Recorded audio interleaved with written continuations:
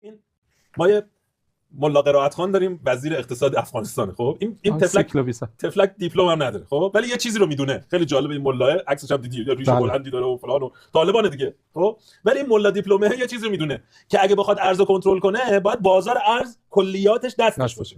به همین دلیل به صرافی‌ها دستور داده، گفته شبا دلاراتون رو میاد تحویل بانک مرکزی افغانستان میدید، اگه تحویل ندید دزد دوباره ربطی نداره، اصلا دزدتون هم پیگیری نمی‌کنیم. چی میشه؟ هر شب کل دلارا میاد تو بانک مرکزی افغانستان. نتیجه پول افغانی مقابل دلار تقویت شده، با اینکه تک نرخه ها. بله. خب چرا؟ تو لحظه‌ای میتونی تک نرخ باشی که 50% دلار خارج از دستت نباشه، 60% دلار تو شادو اکونومی و تو سایه نباشه. تو 60% دلار تو سایه است، قیمت رو میبره بالا، وقت میگی اینو تک نرخی کنیم. یعنی چی؟ یعنی میخوای بدی کلشو دست سایه.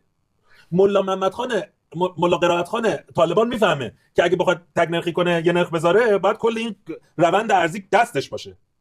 تو دکترا از شیکاگو گرفتی ولی عقلت نمیرسه به اندازه دیپلم طالبان که لحظه‌ای میتونی اینو تک نرخی کنی مثل افغانستان که دلار دستته. میدونی؟ بله. یارو آمریکا درس خونده، اندازه دیپلم افغانستان نمیفهمه که ارز در واقع کالاست و این کالا اگه در کنترل دولت نباشه دست مافیایی میفته که کشور مافیا داره. من اصلا نمیفهمم اینا اقتصاد بدون مافیا چجوری میفهمن.